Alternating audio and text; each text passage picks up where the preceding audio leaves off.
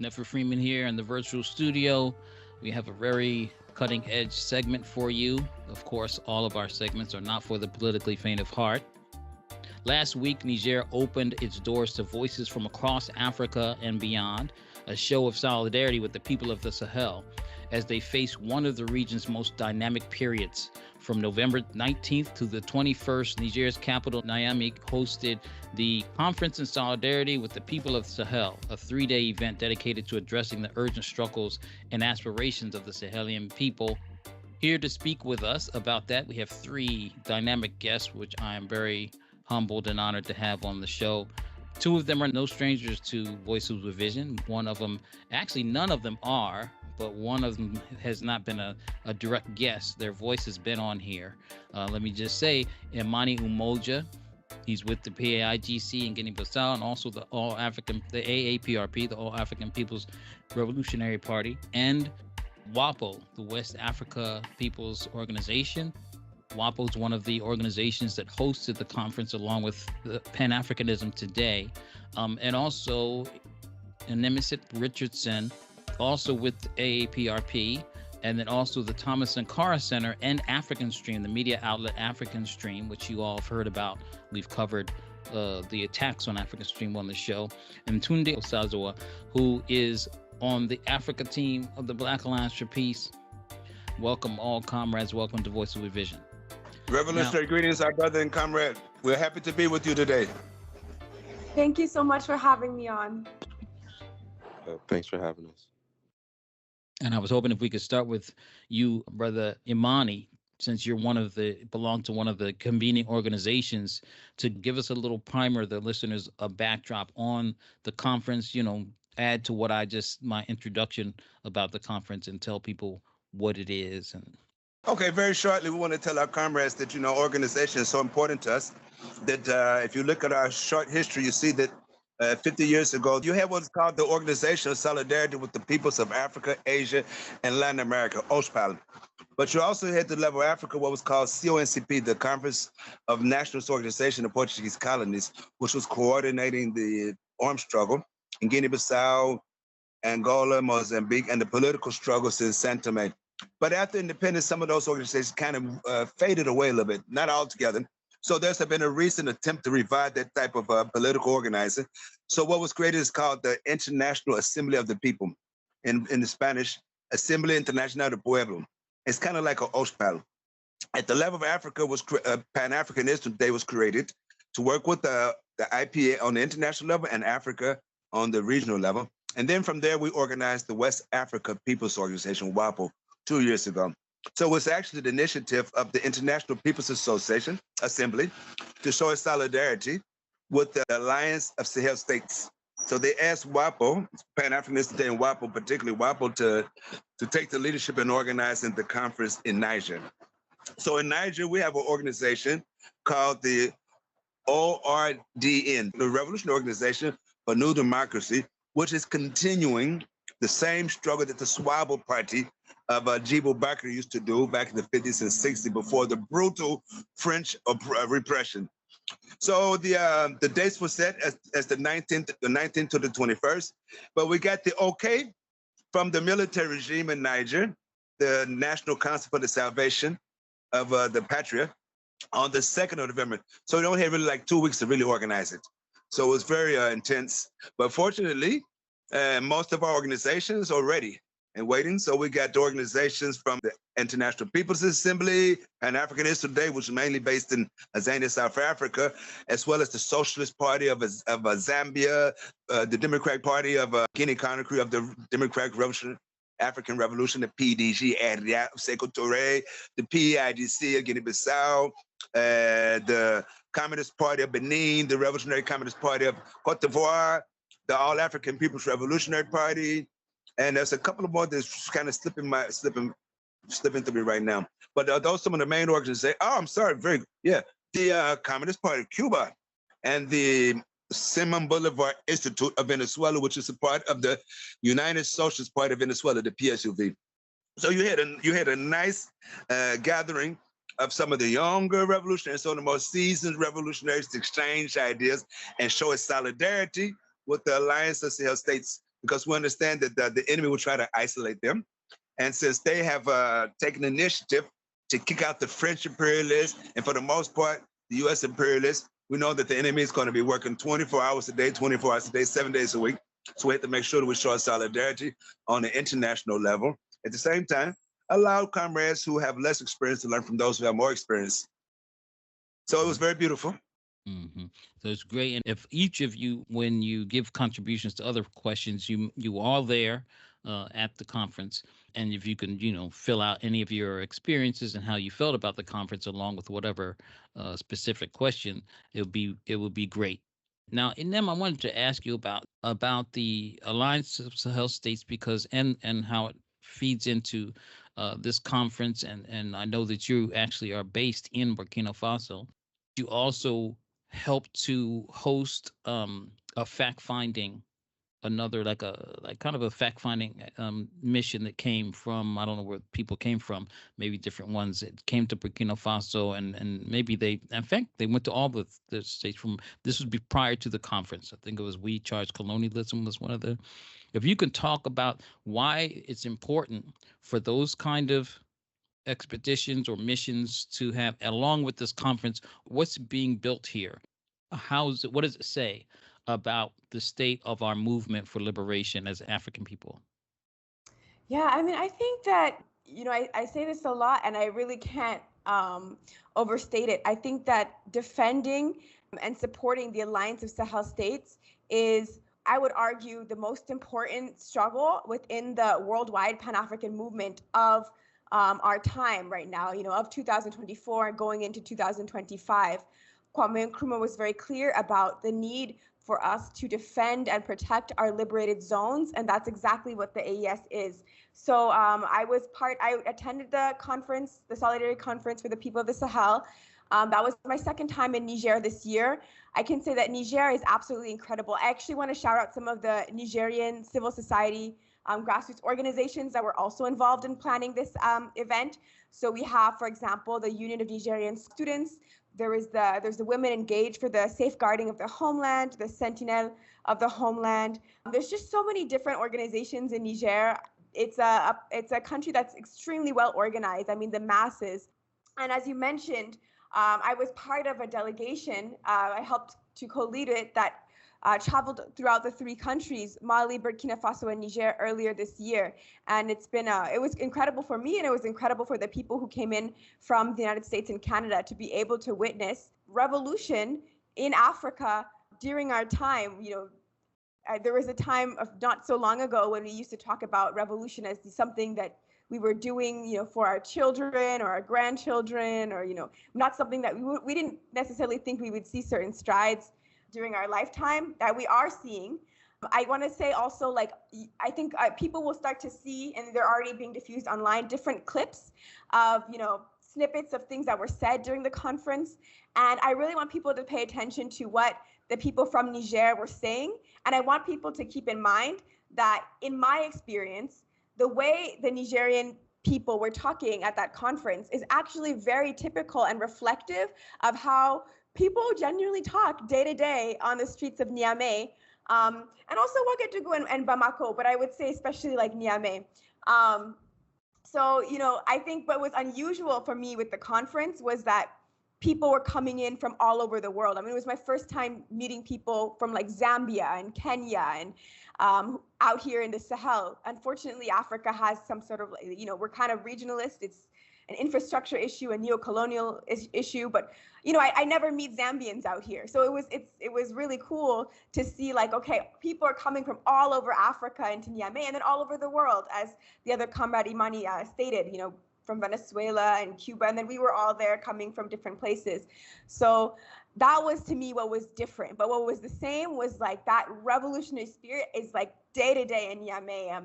So yeah, I mean, I think we need to have more delegations and more people coming in to really witness this, even when it's not a conference, even just to see what things are kind of, day to day, logistically, how are things running. I think we need to have more people coming in to witness it. And in Burkina too, I mean, there's incredible people's movements and organizations that are happening that I mean, I could go into detail, but I'd be going on for a little bit of a tangent. But I think just people would be surprised to see just how well organized the grassroots are. I mean, I think there's still ways to go in regrouping it and, pushing it forward and, ideological development and all that. It's always a process, that's an eternal process.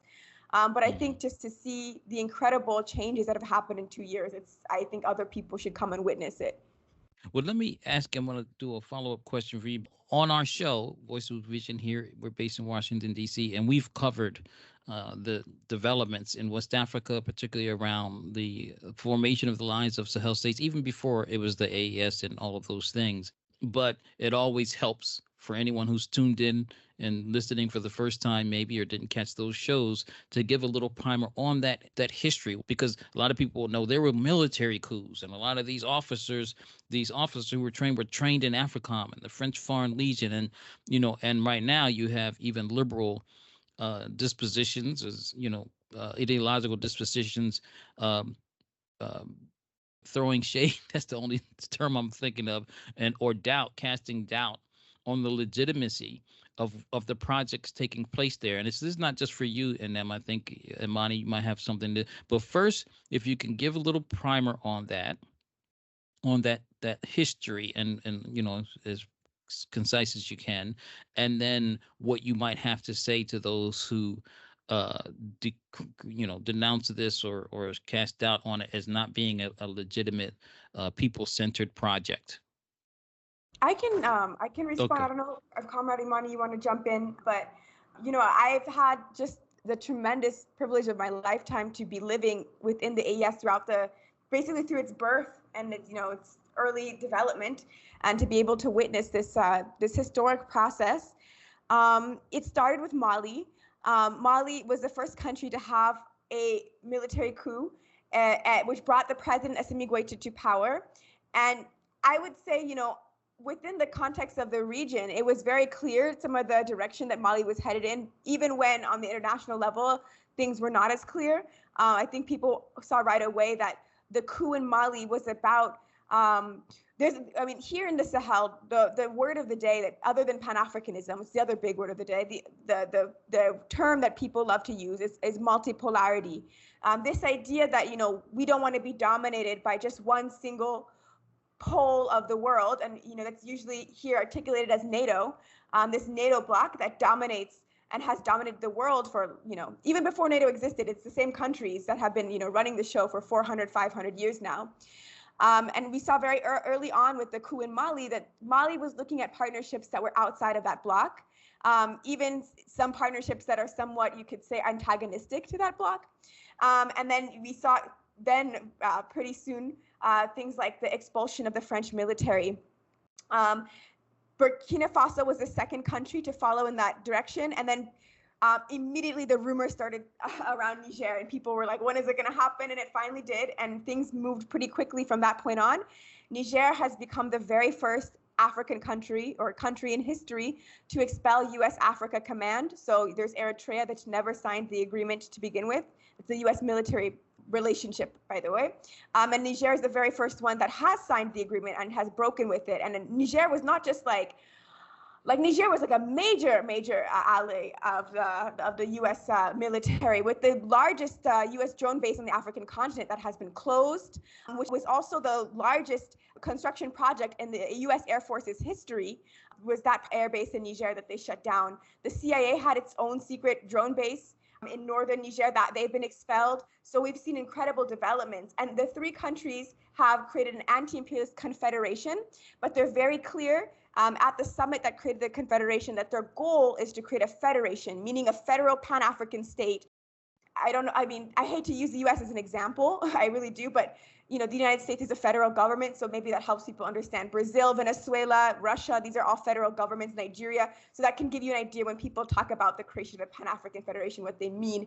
And then real quick, because I don't want to talk too long, but I want to touch on your other point. It is so undeniably something that the the masses of people are integrated into and supportive of. In Burkina Faso, for example, we have the Citizens Night Watch, which exists all across the country. Every single roundabout in Ouagadougou, which is the capital city, every single roundabout in Bobo-Dioulasso, the second biggest city, and in 2,000 villages across the country. This is a network of organizations that are working to serve as the eyes and the ears of the revolution. They are working with the state basically to serve kind of as like the basic, most fundamental grassroots kind of level of the revolution. I think that there's still work to be done and there's things we can improve, but I mean, they're so quickly, like they're so responsive. I've traveled across the length of Burkina Faso multiple times this year. They're everywhere. They're constantly organizing in defense of what's going on. These are working class and largely, if not like rural farmers. So this is very much like reflective of what the majority of the people feel and what they support. And, I see the same thing in Niger. I mean, the Thomas Sankara Center is working to develop a project in Niger. And so we've been spending more time, with organizations based out there, doing more work out there. And we see like the same thing. It's like not just in Niamey, but all over the country, just this mass support. Imani, did you want to? Thank you. Imani, did you have anything that you wanted to add? Not that you have to. But before I add on to that, I want to correct something.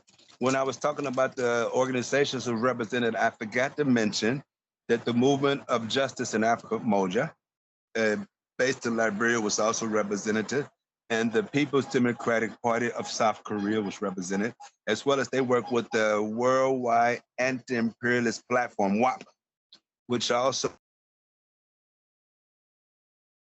Uh-oh, we lost you. So maybe the connection is... So what we'll do, because we're speaking to comrades, all these comrades are on the continent, home in Africa right now, so there's sometimes these are connectivity problems, and we don't know if Imani can hear us talking or whether it's just a one-way thing or drop. But Tunde, if you don't mind, if we can shift to you, because you are also on the Africa team of the Black Alliance for Peace. You went to the conference representing the Black Alliance for Peace, and the Africa team has the campaign U.S. Out of Africa, Shut Down AFRICOM. And of course, there's obviously a direct tie to that campaign. If you could talk about the significance of attending the conference, what it says about the movement to get the U.S. out of Africa and shut down AFRICOM. Of course, on all full disclosure, I'm also on the Africa team in Black Alliance for Peace, and that the campaign is not just about AFRICOM, but it's about all imperialism, all forms of imperialism on the continent. But go ahead. Sure. The atmosphere at the conference had kind of like a palpable spirit of, defiance and determination. There was support at all levels of civil society and even the government. I think for us, for BAP, for the Africa team, it offered really like a platform to advance the campaign, to forge new bonds of solidarity and relationship and connection with the Nigerian formations, as well as, formations from across the continent, as Imani spoke to. And Inem already kind of spoke to how organized Niger is. There are so many organizations and formations that actually were interested when I mentioned the campaign to shut down AFRICOM. They expressed interest in kind of learning about what that work looks like. And I think discussions really just show that there's alignment between the goals of the Shutdown AFRICOM campaign and the demands of the Nigerian people. And so the spirit of defiance of U.S., French, and NATO-led domination, really was fruitful in terms of speaking about what that could look like, right? And so within our campaign, we have also endeavored to build out a mass structure. The U.S. Out of Africa Network, Comrade Imani is on the steering committee, and essentially that is the organizing arm of the campaign. That is where we have kind of found leadership from forces on the continent to kind of shape the direction of what the work to shut down AFRICOM could look like, right? And so, I know that there are regular meetings with forces on the continent to discuss, what work should look like to, kind of set the agenda, set the plans for our efforts to shut down AFRICOM. And Comrade Imani has been part of a number of those. And I think, what Inem spoke to, right, as far as, Niger being the first country in the world, right, to kick AFRICOM out of their country, to end their relationship with the U.S. military. I think that kind of provides a blueprint. It provides a pathway for the rest of the countries that currently have relationships with the U.S. military on the African continent. They are currently under that form of domination.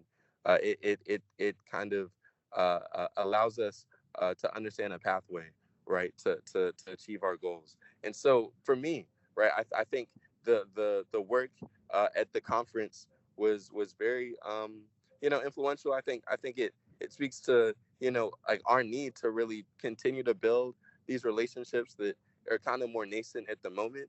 That we've begun with many of the formations in Niger and the formations throughout the rest of the continent that were present, and advocate for using Niger's success, right, as a rallying point to expose AFRICOM's destabilizing role across the continent, right. One of the main justifications that they use for AFRICOM's presence is the fight against so-called terrorism. But when we look at the actual results or the effects of AFRICOM's presence, or like what they correlate with, right? Since AFRICOM's been on the continent, there have been marked increases in terms of terrorist incidents, right? That AFRICOM is woefully ineffective in terms of achieving its goals, in terms of like curbing the work of the armed extremists. And then I think the other piece is that we host a month of action each October, and we're in the month of November, and so I was able to speak a little bit about that month of action during the conference with some of the participants. And yeah, they expressed interest in learning more and seeing how they could plug in. So I think there's a lot of energy, there's a lot of excitement around the direction of their movements, their popular movements, in conjunction with the state of Niger. And I think there's a lot of potential in terms of where we could take the campaign to shut down AFRICOM if we were to build relationships, build solidarity, and build connection in order to advance our goals of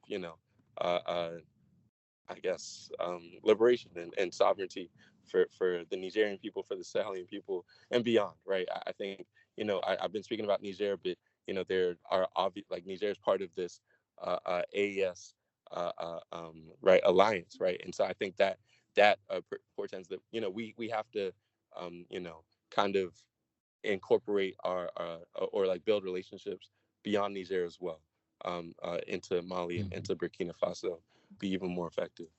The liberation of Africa and African people around the world. But I mean, I know what you meant, but in terms of when you mentioned the goals, AFRICOM failing at its goals, I mean, some would say, and even we've heard them say it themselves, that their goals are other than trying to combat terrorism. It's trying to maintain influence over Africa. That's really what it is. And I thought you were going to get into that. Also, their major ally in Ukraine came out and seeming to be supporting this terrorism. So I want to ask the two of you. We have Imani back. Imani, I don't know if you remembered where you were and adding on to that, but I have a double question for all three of you that I want to go to. If you wanted to continue your thought and finish, then I'll ask my other question. Okay, imperialism always cuts us off, but we keep on coming back. That's right. Just very quickly, just want to say that in response to the dialectic of having some military personnel who are part of the colonial armies or the neo-colonial armies, it's dialectical. If you look inside of Africa, I gave you the example of Guinea-Bissau, where our army was not a colonial army. It was an army that came from the liberation movement, what we call militants with arms. but some of them betrayed. Some of them felt they were not with the party, they were with the movement. They just want to get the Portuguese out the way so they could sit in their place. But fortunately, with our party, it's a strong party, so it was able to overcome that. Now, if you look outside of Africa, you have the example of Venezuela. Hugo Chavez was a part of the neo-colonial armed forces of Venezuela, but he had a revolutionary, more ethics that dominated. And so he was able to help create out of the different small parties and groups, he created the United Socialist Party of Venezuela, PSUV. We hope that all of the three countries that now are the nucleus of the Alliance of Sahel states will follow suit.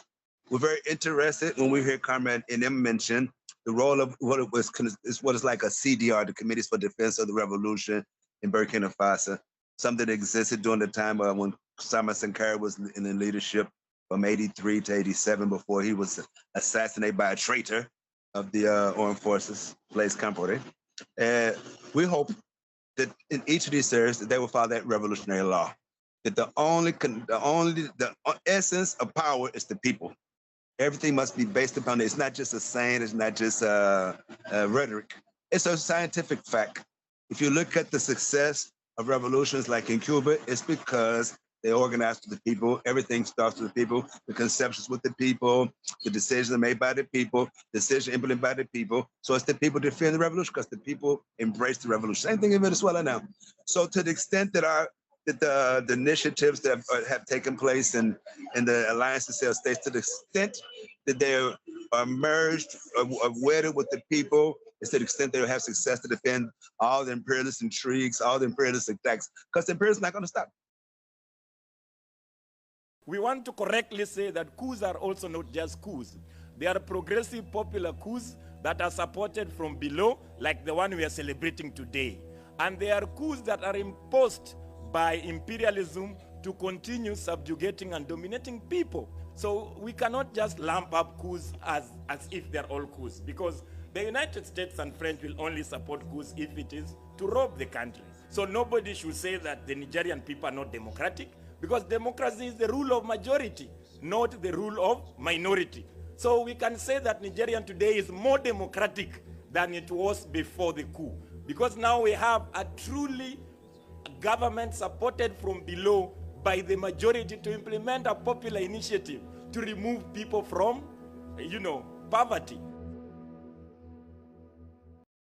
There's a lot that's been saying about the U.S. elections, U.S. being the top hegemon in the world. It gets discussed all around the world, but of course, particularly in the U.S., the outcome and all of that. Different countries, usually the countries or the places, will think about what it means for them in terms of the foreign policy being leveled against their country. Was there any talk about, and any talk about the U.S. elections and how that seemed to, what kind of talk what was that? If there was any, what was it about? What was it saying? You want to go first, Imani, and then Tunde and Inem? I'll just put that order there. Okay, I'll go first, but to be honest with you, I didn't hear much talk about the U.S. elections at all, especially not from those who were speakers. You might have had some in the corridors, but none official positions on it. I guess most people are conscious that in terms of the Democratic Party, Republican Party, in essence, they're really the same, especially when it comes to foreign policy. But they're both capitalist parties, they're both racist parties, they're both Zionist parties. But anyway, I didn't miss anything there. I didn't hear any official interventions about the U.S. elections at all. Yeah, I will second that. I did not hear any mention of the U.S. election. There were discussions about other, current events relevant to the continent and even other parts of the colonized world, but I didn't hear much mention of U.S. politics in general. To Imani's point, as far as like the Democrats and the Republicans being two wings of the same party, I think that was the general sentiment. Mm-hmm. Anything on your end, Inem? Yeah, I mean, within the context of the conference, I don't really remember the U.S. elections coming up or hearing anything about, the U.S. elections. I think, from my standpoint, I feel like, either whether a Democrat is in power or a Republican is in power, we have one objective, which is to unify Africa under scientific socialism. And as a sub-point in between, that goal is to defend and protect the alliance of Sahel states. So I think that, we don't necessarily have to put all of our stakes in some sort of U.S. election. I mean, a lot of people there's a lot of talk of lesser of two evils. I saw this kind of, it's every election, but, I saw this from a distance online. Of course, there's always a talk of the lesser of two evils. And it's like, well, you don't need to spend your time calculating, this person did X, Y, Z% of bad versus X, Y, Z. No, I mean, we can fight for Africa, and we'll be okay. Mm-hmm. In fact, yeah, and all like Imani put it, all of them are the rulers or be against the liberation of our people and how it impact us around the world. That said, if each of you can comment, because there's a lot that's bombarded here with people who live in the bowels of the settler colonial colony of the United States, particularly around African peoples, to separate us, to make a separation between the interest of our people in the continent and the rest of the world and the interest of people within the United States, to Americanize people and imbue people with Americanism in the way that even Malcolm talked about. So, but what do you say to people? Because there might be people who don't disagree with the direction that's happening and liberation of Africa, but say, well, that doesn't have anything to do with me. And they're concerned with the cop cities and the crime bills in the middle. They might have a radical perspective, but still divorced from believing or thinking that what happens on the continent has any relevance to them and the struggle here. What do each of you say to that thinking? Tunde, you want to start? Sure. I think when we understand the primary contradiction is imperialism, meaning that any other contradictions, any other challenges or issues that need to be addressed kind of flow from that primary contradiction being imperialism, means that we have to address imperialism first, right? We have to understand that is first priority in terms of defeating this empire, this war on our people, this war on African people and other colonized people. And so I think as long as we understand that, it's clear that any blow to the U.S. empire, U.S. or U.S. EU, NATO hegemony, even, France is part of that broader system, the NATO imperialism, right? U.S. NATO imperialism. Any blow to that is a win for us, right? Essentially, we are on the side of the colonized people around the world, the poor and working class people around the world, when we say that we want to see the end of U.S. empire. And essentially, that's what we're facing in the U.S., right? When we talk about cop cities, when we talk about deportations, when we talk about not being able to afford healthcare, we're dealing with this broader system of U.S. capitalist imperialism that is denying people the ability to live dignified lives. And so it's a mistake to separate the struggle of the people on the African continent, the struggle of the people in the AES and Niger from our struggles in the U.S., right? It's all part of one larger fight to defeat this broader system. So yeah. Inem? Yeah, I think it's a great question, and I'm kind of intrigued by it because I feel like I have, as a Pan-Africanist, I believe so strongly in the primacy of Africa, and as an internationalist, I'm so focused on the question of imperialism that I almost find the question intriguing. Like, I want to kind of understand the thought process behind somebody who believes that they would want to fight Cop City, for example, but not have that sort of internationalist or Pan-Africanist perspective to things. Because, I mean, when we're talking about, the U.S. police forces having military-grade weapons, I mean, how is the United States such a military force to begin with this level of technology? Why is it that so much money? Why is it that there's massive student loan debt? Why is it that there's no solid universal public health care system in the United States? Well, all the money is being poured into the military, so you'd think that there'd be some sort of connection in terms of people wanting to get the U.S. military out of their lands, and then also you wanting, as somebody living there, not wanting, everything that should be going to your education and health care getting poured into killing people and other parts of the world, and also in your own communities, because again, it's like military grade technology that they're using domestically as well. I think about this question in terms of, Africa being the source of so many of the raw materials that are used in different parts of the world. This year, there's been like some big clashes between the far right in France and then some of the more, I guess, progressive sort of French parties and stuff like that. And I mean, a lot of this is also tied to raw materials and resources. I mean, France has just lost power over Niger, which is where the European Union, especially France, has been sourcing uranium, which, supplies nuclear energy.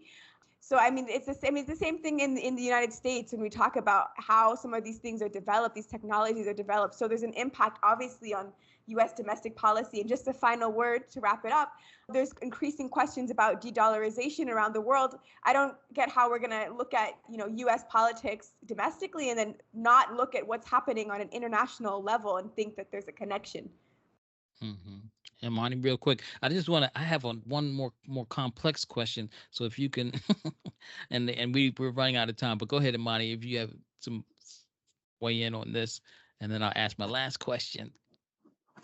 Okay, but since we run out of time, I would like to not weigh in. I'd like to let the words of Comrade Inem and Comrade Tunde be my words as well, because we owe it to the conference organizers to let the radio listeners know that at the conference, they didn't just deal with the AES. They dealt with also imperialism and women, imperialism and youth, and then the path to Pan-Africanism.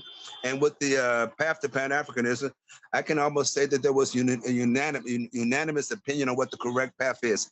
Bringing the revolutionary parties together, make sure the parties have people in the bases, in the villages, everywhere. They're getting constant political education, make them people be a part of the conception, the decisions, the execution, so the people involved in everything, the armed forces, so that the people will defend our revolution. And also to let the comrades know that we had the opportunity to go into a neighborhood and have a culture night among our people there. Mm-hmm. And where we had the cultural workers using our culture to make song and dance to fill up the enthusiasm of our people for revolution. Mm-hmm. I'll tell you, I'm not really generally a jealous or envious person, but when I heard about this conference and y'all was going, I couldn't go. I was like, what? No, I'm just kidding. But this last question. But you were there. You were there. Tunde is your twin, and I'm your ideological brother. And we also have the honor of serving on the Black Alliance for Peace, the U.S. Out of Africa Steering Committee. So you were there. That's right. Just like when you go to Cuba, I'll be there. That's right. So let me ask this. Inem was in Cuba last week. I was there also. I was with her in Santa Clara. She just didn't see me. But let me ask. This is unfair to ask you this question without so much time. But I guess I'll count it this way because you did bring it back to the conference, which we kind of went off on a little bit. So maybe it's the same sort of question related to the conference in terms of China and Russia. Here in the United States, people are bombarded, and sometimes it's really bizarre. Sometimes I talk about U.S. imperialism in Africa, and people are like, but China and Russia kind of thing, which has really been. But how did that? Where was that in the conference or not? And how do you, concisely as you can, respond to that? Inem, you want to go? Okay, I mean, so for one, there were a couple of delegates who came, I believe, from China. They were representing an organization. Their name escapes me, so I hope Comrade Imani can pitch in the name of their organization. But they presented a powerful statement. A strong geopolitical analysis of the rising worldwide struggle against imperialism. It was something that I had a comrade with me from Burkina who has been just going on about how much he appreciated that speech. But I want to touch on the Russia question, especially because it's the major ally of the Alliance of Sahel states in terms of visibility and close partnerships. And I think it's just really important because there's accusations out there that Russia is colonizing Africa, the new colonizer or neo-colonizer.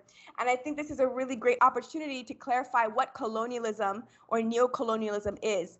Kwame Nkrumah wrote about this in a book called Towards Colonial Freedom. He actually quoted a primary source, a French colonizer himself, major proponent of colonialism, Jules Ferry, who said that the nations of Europe want colonialism for three reasons. One, as a source of raw materials. Two, as a source of markets for finished goods. And three, as a field for investment. And if you look now at what's happening with the partnership with Russia and with China, actually, it's the opposite of the basis of what imperialism and colonialism and neo-colonialism are actually about, because Russia is helping the AES countries to actually industrialize, which means that they're going to, in the long term, break away from the dependence that they have on their raw material exports. Mali, Burkina Faso, for example, are building nuclear power plants with Russian assistance. There are refineries that are being set up, also with Iran's assistance, gold refineries in Mali, Burkina, for example. These are all things that in the long term actually are going to make these countries less dependent. And so when you look at Western colonialism would never permit these kinds of exchanges. I'll Absolutely stop there. not. Other comrades have things to add. Tunde? Yeah, I mean, I just want to emphasize what Comrade Inem said. I think the relationship between the AES and forces like Russia and Iran and China and the BRICS, I think obviously we're discussing this within the context of multipolarity, right? And I think a lot of people see multipolarity as kind of an opportunity for, states like the AES and other African countries to assert their agency in global affairs. There's obviously the opportunity to pursue these partnerships in a context that's grounded in like mutual benefit, right? And then you spoke to some of the different benefits that the AES countries will receive from some of these partnerships. But obviously, the Russians and et cetera also receive some sort of benefit. But I think, obviously there's a stark contrast between these types of relationships and the relationships that these countries have with France or with the US. And so I think, the context of multipolarity is very useful in terms of giving more color to this discussion, right? Mm-hmm. Around like, what about China and Russia?